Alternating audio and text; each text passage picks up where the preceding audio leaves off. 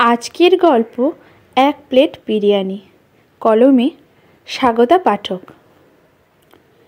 বাস থেকে প্রায় ধাক্কা খেয়ে রাস্তার ওপরে এসে টাল সামলে সৌমাল্যের হাতটা ধরে নামল রনিতা। মাথার ওপর তখন সূর্য বাবাজির আধিপত্য। আজ ওদের দুজনের পিএসসি ক্লার্কের মেন পরীক্ষা ছিল। রনিতার আশানুরূপ পরীক্ষা না হলেও সৌমাল্য এবার বেশ কনফিডেন্স, এবার চাকরিটা বাঁধিয়েই ছাড়বে। আজ প্রায় ৩-৪ বছরের আক্রান্ত পরিশ্রমের মূল্য তো তাকে পেতেই হতো। সারাদিনের ক্লান্তিতে অবসন্ন শরীরে বাসে এমন ধাক্কা খেয়ে রনিতার মুডটা ঠিক ওই রাস্তার পাশের এগরোলের দোকানে স্টোভের ওপর চাপানো। তেতে ওটা চাটুর মতো হয়ে রয়েছে। রাগে লাল মুখটার দিকে তাকিয়ে বড্ড হাসি পেল সৌমাল্যর। না, মজার হাসি নয়, একটা প্রাপ্তির হাসি। জীবনে সে আর কিছু পাক না পাক, এই যে পাগলি মেয়েটাকে পেয়েছে, যে ওর ওপর হাজার রাগ দেখালেও কখনো ছেড়ে যায়নি, ভরসা দিয়ে সব সময় পাশে থেকেছে। আর ঠিক এর জন্যই আজ সৌমাল্য তার নিজের অস্তিত্ব খুঁজে পায়। না হলে নিজের আপন দাদা বৌদিদের কাছে সে একটা বোঝা। দিনরাত উঠতে বসতে কম খোটা শোনায় না তারা। তবে রনিতা ওর কষ্টটা বুঝেছে। আসলে এই মেয়েটাও তো অভাগী। বাবা মা ছোটোবেলায় মারা যাওয়ার পর মামা মামি সংসারে আছে সে। আর এইখানে ঠিক যেন তার ঝিয়ের অধম অবস্থা। তারপরও নিজের যোগ্যতায় পড়াশুনো শেষ করে টিউশন করে নিজের পায়ে দাঁড়ানোর অদম্য জীবনযুদ্ধে নেমেছে সে। ঠিক এই কারণেই ওদের দুজনের ক্ষতটা ঠিক একই রকম। তাই হয়তো একে অপরকে ওরা এতটা বোঝে। অমন হাদার মতো মুখের দিকে তাকিয়ে আছিস কেন? রনিতার ঝাঁঝালো কণ্ঠে সম্মতি ফিরল সৌমাল্যর। সে থতমত খেয়ে বলল, না মানে কি ইয়ে করছিস? আমার খুব খিদে পেয়েছে, সকাল থেকে এক কাপ চা ছাড়া কিছুই কপালে জোটেনি। সৌমাল্য এক গাল হাসি হেসে বলল, আমারও ওই একই অবস্থা, শুধু উপরি পাওনা, চায়ের সাথে দুটো মেরি বিস্কুট। ওদের একটাই ডেস্টিনেশন জগাদার ফাস্টফুড সেন্টার, আর সেই বাধা ধরা এগরোল। মাঝে মাঝে এইখানে আসে ওরা, আর একসাথে একটা স্বপ্ন ভাগ করে খায়। এমন দুপুরে যেমন লোকজনের ভিড় না থাকলেও দুটো টেবিল জুড়ে 3টে লোক বসে আছে, তারা নিজেদের দুপুরের আহার সারছে। জগাদার দোকানের বিরিয়ানি খুব ফেমাস, কিন্তু বিগত 4 বছরে ওরা একবারও সেটা খায়নি। ইচ্ছে করেনি তা নয়, তবে পকেট সাথ দেয়নি তাদের। তাই কেউ কাউকে মনের কথা বুঝতে না দিয়ে একটা এগরোল দুইজনে ভাগ করে খেয়েছে। আজ অন্য দিনের থেকে পকেট একটু বেশি টাকা আছে। এই 9 দিন আগে টিউশনের টাকা পেয়েছে। প্রায় সব টাকা সংসারে দিয়ে দেওয়ার পরও শেষ 150 টাকা পড়ে আছে সৌমাল্যর পকেটে। আজ পরীক্ষাটা ভালো হয়েছে, অনেক বছর পর মনে একটা ক্ষীণ আলো দেখা দিয়েছে। আজ সে রনিতাকে একটা গোটা এগরোল খাওয়াবে। মনে মনে ঠিক করে দোকানে অর্ডার দিতে যাবে এমন সময় রনিতা বলল, কি সুন্দর বিরিয়ানির গন্ধ আসছে, কত বছর যে খাই না। সৌমাল্য থমকে গেল। কথাটা বলে রনিতাও বেশ লজ্জায় পড়ে গেছে। ওর চোখ মুখে সেটা স্পষ্ট ফুটে উঠেছে। সকাল থেকে খালি পেটে খিদের চোটে কথাটা বলে ফেলেছে সে, আর বলেই লজ্জায় পড়েছে।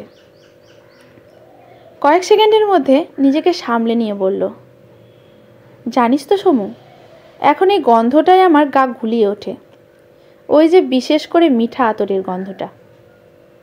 সৌমাল্য একটা উদাস নয়নে কিছুক্ষণ তাকিয়ে রইল তার এই ভীষণ অভিমানী প্রেমিকার দিকে, যে চালাকি করে নিজের ছোট ছোট চাওয়া পাওয়াগুলোকে লুকিয়ে ফেলতে পারে।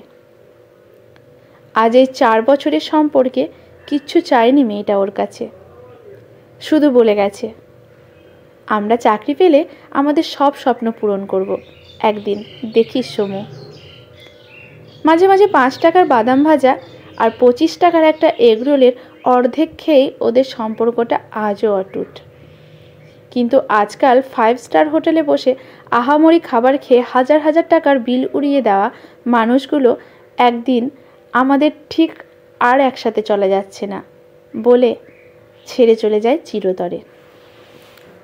এই তোর হলোটা কি বলতো? অমনভাবে তাকিয়ে দেখছিস কি? আবার রনিতার ধমক শুনে সৌমাল্য হেসে বলল,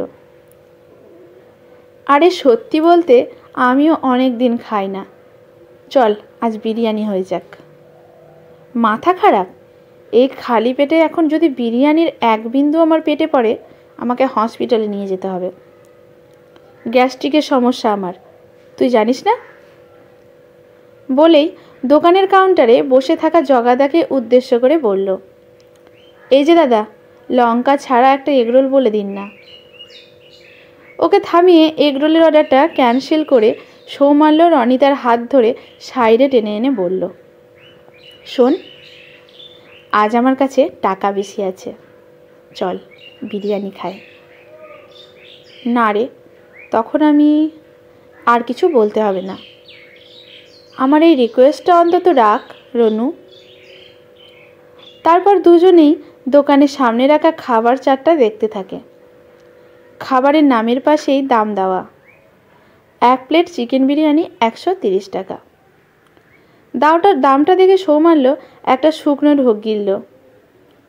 তারপর অসহায় দৃষ্টিতে রনিতার দিকে তাকিয়ে বলল, রনু, আমার কাছে সর্বসাকুল্যে 150 টাকা আছে, এতে 1 প্লেটের বেশি হবে না। আমি তো বললাম চল এগরোল খাই, আজ বিরিয়ানি না, অন্য দিন হবে। কেন কেন এমন করছিস? আমরা কি 1 প্লেট বিরিয়ানি ভাগ করে খেতে পারি না? রনিতা মায়া ভরা চোখে ওর দিকে তাকিয়ে বলল, মনে পড়ে তোর সেই প্রথম দিনগুলোর কথা? 1 কাপ চা আমরা ভাগ করে খেয়েছি, আর এটা তো 1 প্লেট বিরিয়ানি, অনেক বড় ব্যাপার। এই তো মাসের শুরু, তোর হাত একদম ফাঁকা হয়ে যাবে, সেটা ভেবেই বলছিলাম আমি। সৌমাল্য আবার সেই সহাস্য বদনে বলল, হাত ফাঁকা হলে তোর কাছে থেকে ধার নেব? জগাদা কাস্টমারের বিল মেটাতে মেটাতে ওই ছোট ছেলে মেয়ে দুটোকে লক্ষ্য করছিল অনেকক্ষণ ধরে। দোকানের একদম ভেতরের দিকে একটা টেবিল ফ্যানের কাছে ওদের বসতে জায়গা দিল জগাদা। সৌমাল্য দোকানের কর্মচারী ছেলেটিকে বলল, ভাই 1 প্লেট চিকেন বিরিয়ানি দিন, আর সাথে একটা এক্সট্রা প্লেট। 15 মিনিট সময় লাগবে জানিয়ে ছেলেটি চলে গেল। ছেলেটি একটু হাবগোবা মতন। সৌমাল্য এবার মুখ ফিরিয়ে বসতেই চোখ পড়ল, রনিতার চোখ দুটো ছলছল করছে। ওর হাতের ওপরে হাত রেখে সৌমাল্য জিজ্ঞেস করল, রনু, কি হয়েছে? কাঁদছিস কেন, বল আমাকে। চোখের জল চুড়িদারের ওড়নায় মুছে সে বলল, গত পরশুদিন সন্ধেবেলায় আমি নিজের ঘরে বসে পড়ছিলাম, হঠাৎ মামি এসে জানালো রাতে ওরা কেউ খাবে না, তাই আমি যেন শুধু নিজের জন্য 2টো রুটি বানিয়ে নিই। পড়া শেষ করে রাত 9:40 নাগাদ রুটি করতে গিয়ে নাকে বিরিয়ানির গন্ধ পেলাম। প্রথমে মনে হলো পাশের বাড়িতে করেছে, মাঝে মাঝে গন্ধ আসে ওই বাড়ি থেকে, তাই ঠাট্টা করে মামা কি বলবে ভেবেছিলাম, দেখো আজও ওই বাড়িতে বিরিয়ানি হচ্ছে। তারপর মামার ঘরের পাশ থেকে যেতে গিয়ে ঘরের ভেতর থেকে মামা, মামি, ভাই, বোনদের কথা বলার শব্দ পেলাম। একটু দাঁড়িয়ে ভেজানো দরজার আড়াল থেকে দেখতে পেলাম ঘরে 4 জনে বসে জমিয়ে বিরিয়ানি খাচ্ছে, যাতে আমাকে ভাগ দিতে না হয় সেই কারণে। বড় ঘরে খেতে বসেনি। জানিস সমু, দুপুরে মামি মামা রান্না করছিল, একটা তরকারি অবধি ছিল না। সেই রাতে আমি 2টো রুটি আর 1 টুকরো পেঁয়াজ খেয়েছি, যদিও আমার কপালে রোজ অমন খাবারই জোটে। সারা রাত ঘুমোতে পারিনি এটা ভেবে, কেন আমার মা বাবা চলে গিয়ে কি আমাকে এইভাবে একা ফেলে গেল। জানিস আমি হ্যাংলা নই রে, তবে আমি খেলে কি মামা মামিদের বিরিয়ানি খুব কম পড়ে যেত? বলতে বলতেই চোখ ভিজে এলো রনিতার।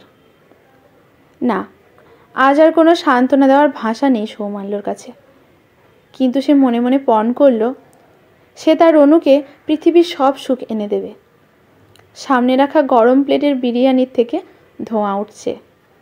বিরিয়ানির প্লেটে সরু চালের সাথে মিশ্রিত বিভিন্ন রকম মশলার গন্ধ যেন ওদের খিদে আরও বাড়িয়ে দিল। কর্মচারী ছেলেটি হাবাগোবা হলেও নিপুণ হাত এসে দুটো প্লেট সমানভাবে ভাগ করে দিল এক প্লেট বিরিয়ানি। শেষের ভাগটা দেখে সৌমাল্য আর রনিতা একে অপরের মুখ চাওয়াচাই করল। তারপর সৌমাল্য কর্মচারী ছেলেটিকে বলল, এ কি, এখানে দুটো পিস মাংস কেন? ছেলেটি মাথা চুলকে কি যেন ভেবে বলল, এটা তো স্পেশাল বিরিয়ানি, তাই।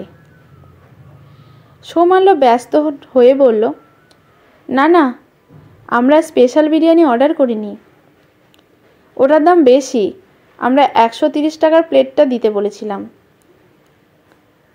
দূর থেকে টেবিলে কথোপকথন দেখে জগাদা উঠে এসে দাঁড়ালো ওদের কাছে। সৌমাল্য তখন বলল, দাদা, আমাদের মনে হয় ভুল অর্ডার এসেছে। আমরা তো...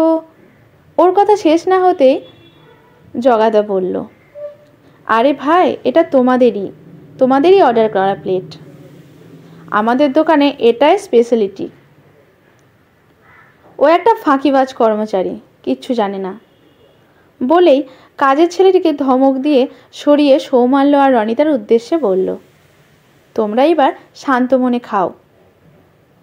খাওয়া শেষ করে দাম মিটিয়ে ওরা যেন একটা তৃপ্তির হাসি নিয়ে দোকান থেকে বেরোলো সেদিন। জগাদার মুখে পান চিবোতে চিবোতে তাকিয়ে রইল ওদের চলে যাওয়ার পথে। জগাদার কর্মচারী ভোলু মাথাটা বেশ করে চুলকে মালিকের পাশে এসে দাঁড়িয়ে বলল, এটা কি হলো দাদা? 130 টাকার বিরিয়ানিতে অত বড় বড় দুটো মাংস কেন দিতে বললে তুমি আমাকে? ওটা তো স্পেশাল না, তাও মিথ্যে বলতে বললে? জগাদা হেসে বলল, ভুল করে বলে ফেলেছি রে ভোলু। হ্যাঁ, এমন ভুল করতে থাকলে একদিন ব্যবসা লাটে উঠবে, এই আমি বলে দিলুম। জগাদা আবার হেসে বলল, নিঃস্বার্থ কিছু ভালোবাসার অনেক বড় বড় স্বপ্ন চোখের সামনে সংগ্রাম করে গড়ে উঠতে দেখলে এমন ছোট ছোট দু একটা ভুল করতে হয় রে। আর এটা তো কেবলমাত্র এক প্লেট বিরিয়ানি। হাবাগোবা ভুলু আবার মাথা চুলকে ভ্রু কুঁচকে মালিকের দিকে তাকিয়ে নিজের কাজে চলে গেল। দুপুরের রোদে তেজটা একটু কমেছে। একটু পরে আর একটি ভিড় বাস এসে থামবে ওই চৌরাস্তার অনেক অনেক টুকরো টুকরো টুকরো স্বপ্ন নিয়ে। আজকের গল্পটি এখানেই সমাপ্ত। ভালো লাগলে লাইক, শেয়ার, কমেন্ট করে পাশে থাকবেন এরকম নতুন নতুন গল্প পাওয়ার জন্য। ধন্যবাদ।